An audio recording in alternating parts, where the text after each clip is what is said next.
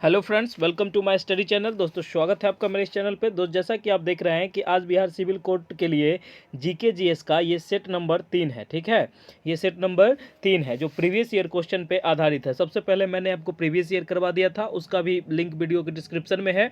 उसके बाद मैंने इससे रिलेटेड जो सारे क्वेश्चन थे उसको मैंने लेके आया है, और ये ऐसा क्वेश्चन है जो अब तक के बिहार के एग्जाम में पूछे गए ऐसे क्वेश्चन है। किसी लोग को कभी क्या कन्फ्यूजन हो जाती है कि बिहार का एग्जाम है तो बिहार का जीके पूछेगा। सर, ऐसा कुछ नहीं होता। आप ऐसा देख लीजिएगा, आप प्रीवियस ईयर चेक कर लीजिए, उसमें ऐसा कुछ नहीं है। और उस पे अकॉर्डिंग ये क्वेश्चन ऐसा है जो कि बिहार के एग्जाम में पूछा गया है, इसी से रिलेट इसमें क्वेश्चन पूछेंगे। ठीक है, ओके, थैंक यू। आगे हम शुरू करते हैं। अगर आप इस चैनल पर नए हैं तो इस चैनल को सब्सक्राइब कर दीजिए। तो दोस्त, सबसे पहला जो क्वेश्चन है आपका, वो आप इसको देखिए और इसको थोड़ा समझिए और इसको 2-3 बार देख लीजिए। इससे क्या होगा कि आपको याद हो जाएगा जस्ट। अब जैसे देखिए कि पहला क्वेश्चन है इसमें कि रेडियो तरंगों के संरचनों के लिए प्रयुक्त वायुमंडल का स्तर को क्या कहते हैं, तो आयन मंडल। ओके, उसके बाद है विद्युत धारा में लगी आग को बुझाने के लिए जल का प्रयोग क्यों नहीं किया जाता, क्योंकि उसमें इलेक्ट्रोक्यूशन हो सकता है, इसलिए उसका प्रयोग नहीं किया जाता है। उसके बाद है प्रवर्धकों में ऋणात्मक पूर्णभरण क्या कहलाता है, तो बैंड की चौड़ाई को बढ़ाता है और शोर को घटाता है। उसके बाद है पारदर्शी पेरिस्कोप किस सिद्धांत पर काम करता है, तो ये पूर्ण आंतरिक परावर्तन पर काम करता है। उसके बाद है ताम्र की डिस्क में एक छेद है, यदि डिस्क को गर्म किया जाए तो छेद के आकार को क्या प्रभाव पड़ेगा, तो इसके आकार जो है वो घट जाएगा। उसके बाद है वाहन चालन हेतु पार्श्व दृश्य दर्पण होता है, तो ये उत्तल जो साइड मिरर के रूप में जो प्रयोग किया जाता है वो कैसा होता है, उत्तल दर्पण, क्योंकि इसमें इमेज एकदम छोटा बनता है और रियल बनता है। उसके बाद है कि वैसलिस्की इंजन किसने बनाया था, तो ये जो क्वेश्चन है ये थोड़ा कन्फ्यूजन वाला है, लेकिन इसका जो है चार्ल्स बेबेज। इसमें टाइपराइटर थोड़ी गलती कर देते हैं, उनको बोलना पड़ेगा। ठीक है, दूसरी पीढ़ी के कंप्यूटर का काल कब था, तो ये है 1955 से लेके 1964, यहाँ होगा ये कुछ। उसके बाद है next question, doctor Alfred Nobel द्वारा निर्धारित अक्षय निधि में से किस क्षेत्र में नोबेल पुरस्कार नहीं दिया जाता है, तो अर्थशास्त्र के क्षेत्र में उसमें नहीं दिया जाता है। ठीक है, नेक्स्ट क्वेश्चन देखते हैं क्या है, देखते हैं नेक्स्ट क्वेश्चन है LAN का पूरा रूप क्या है, तो LAN का फुल फॉर्म होता है लोकल एरिया नेटवर्क।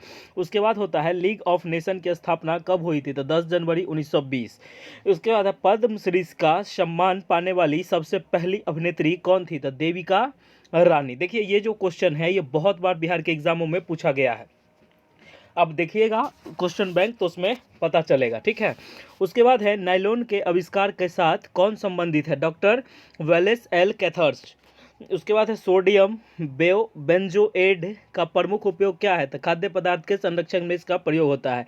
हीलियम एक तत्व है किसका, उच्चतम आयनन ऊर्जा वाला। ठीक है, चौथी पीढ़ी के कंप्यूटर के निर्माण में प्रयोग किया जाता है किसका, तो सूक्ष्म संसाधित्रों का। ठीक है, उसके बाद कंप्यूटर का जनक किसे कहा जाता है, तो चार्ल्स बेबेज का।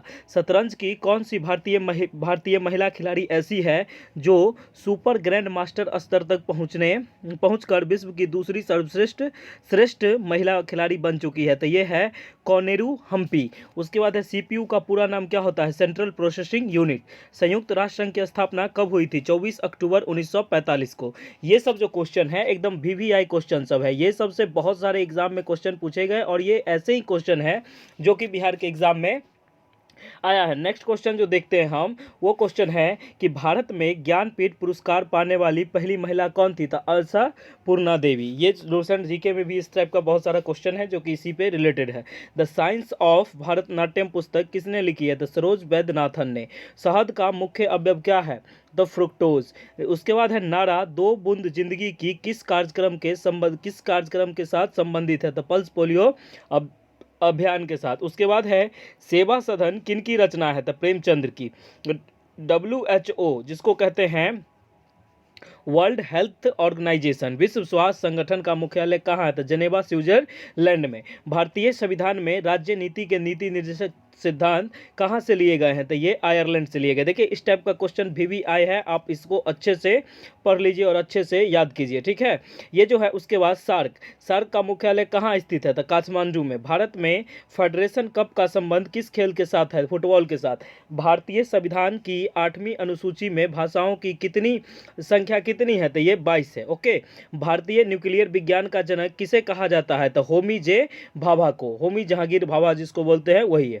नेक्स्ट क्वेश्चन जो है उसको आप समझिए अच्छे से कि मुख्यमंत्री की नियुक्ति किसके द्वारा की जाती है? तो राज्यपाल के द्वारा। वह प्रसिद्ध जैन विद्वान कौन था जिसका अकबर बहुत सम्मान करता था? तो हरि विजय का। उसके बाद है शासन की एकात्मक पद्धति का क्या लाभ है? दृढ़ राज्य। भारतीय संविधान के अनुसार केंद्रीय मंत्री किसकी इच्छा रहने तक पद संभालेंगे? भारत के राष्ट्रपति। संसद में शामिल हैं तो कौन कौन? तो राष्ट्रपति, लोकसभा और राज्यसभा। यह निर्णय कौन लेता है कि कोई विधेयक धन विधेयक है या नहीं? तो ये लोकसभा का अध्यक्ष। पहले वित्त आयोग का गठन कब हुआ था? 1952 में। देखिए ये सब काफी वीवीआई क्वेश्चन है, इसको आप अच्छे से पढ़िए। अगर आप इस चैनल पर नए हैं तो इस चैनल को सब्सक्राइब कीजिए। नेक्स्ट क्वेश्चन है कि मरियम पैलेस कहाँ स्थित है? तो फतेहपुर सीकरी में। भारत का अंतिम वायसराय कौन था? तो लॉर्ड माउंटबेटन। ठीक है, माउंटबेटन। स्वयं को दूसरा सिकंदर सानी कहने वाला सुल्तान कौन था? तो अलाउद्दीन खिलजी। उसके बाद है वैदिक आर्यों का प्रमुख भोजन क्या था? दूध एवं इसके उत्पाद, दूध से बने चीज। इसकी विफलता के बाद, किसकी विफलता के बाद स्वराज्य पार्टी बनाई गई थी? तो असहयोग आंदोलन जो हुआ था उसमें ये बनाई गई थी। ठीक है, नेक्स्ट क्वेश्चन जो है उसको आप समझिए। उससे पहले देखिए फ्रेंड, आप अगर इस चैनल पर नए हैं तो इस चैनल को सब्सक्राइब कीजिए। जैसा कि देखिए कि टेलीग्राम का नया चैनल बना है, उसमें आपको बहुत सारे HW क्वेश्चन, उसके बाद PDF फाइल सब उपलेबल है। आप देखिएगा कि Telegram channel Gurukul teaching school search कीजिए टेलीग्राम में और उसको फॉलो कर लीजिए, आपके लिए ये बहुत बेनिफिशियल है। नेक्स्ट क्वेश्चन देखते हैं क्या है कि अलीगढ़ आंदोलन का संस्थापक कौन था? तो सर सैयद अहमद खान। उसके बाद सुल्तान वंश की विशालतम अस्थायी सेना जिसका भुगतान सीधा राज्य द्वारा किया जाता था, किसने बनाई थी? तो अलाउद्दीन खिलजी ने। चंद्रगुप्त मौर्य का प्रसिद्ध गुरु चाणक्य किस विद्या केंद्र से संबंधित है? तो ये तक्षशिला। महाबलीपुरम में रथ मंदिरों का निर्माण किस पल्लव शासक ने काल में हुआ था? तो नरसिंह वर्मन प्रथम के काल में। किस राजपूत राजा ने मोहम्मद गौरी को पहली बार हराया था? पृथ्वीराज तृतीय ने। किस चोल राजा ने लंका सिन्हल को पहले जीता था? तो राजा राम प्रथम ने। नेक्स्ट क्वेश्चन है कि विश्व व्यापार संगठन की स्थापना कब हुई थी? तो 1955 में। भारत में गेहूं का सबसे अधिक उत्पादन वाला राज्य कौन है? तो उत्तर प्रदेश। दुग्ध उत्पाद मतलब दूध का उत्पादन में संसार में भारत का कौन सा स्थान है? पहला। ये जो क्वेश्चन है ये बिहार SSC में इस बार पूछा गया है। ठीक है, ये बिहार SSC का क्वेश्चन है जो इसमें पूछा गया था कि दूध उत्पादन संसार में भारत का कौन सा स्थान है? तो पहला। उसके बाद है भारत में केंद्रीय बैंक का कर्तव्य कौन सा बैंक निभाता है? तो भारतीय रिजर्व बैंक। भारत में राष्ट्रीय आय का आकलन पहली बार किसने किया था? तो दादा भाई नौरोजी ने। उसके बाद है महाल नोबिस मॉडल का संबंध किस पंचवर्षीय योजना के साथ जोड़ा गया था? तो ये द्वितीय पंचवर्षीय योजना के लिए। भारतीय जनसंख्या के इतिहास में किस काल अवधि की आगे की और एक बड़ी छलांग कहा जाता है? 1921 से 1931 में। उसके मांग पैदा करने के लिए जरूरत क्या है? आय की। पैसा ये होगा, इनकम होगा तभी है। उसके बाद है किसने कहा था अर्थशास्त्र धन का विज्ञान है? तो एडम स्मिथ ने। किसने कहा था? तो एडम स्मिथ ने। अगर आप इस चैनल पर नए हैं तो इस चैनल को सब्सक्राइब कीजिए और डेली ऐसे 100-150 क्वेश्चन मैं लाता हूं जो 10-12 मिनट में खत्म हो जाते हैं। ठीक है, आप इसको अच्छे से पढ़िए और अच्छे से समझिए। विश्व व्यापार संगठन की स्थापना किसने की थी? तो 1995 में हुआ था। भारत में गेहूं का उत्पादन अधिक करने वाला राज्य तो ये है उत्तर प्रदेश। दुग्ध उत्पादन संसार का ये है।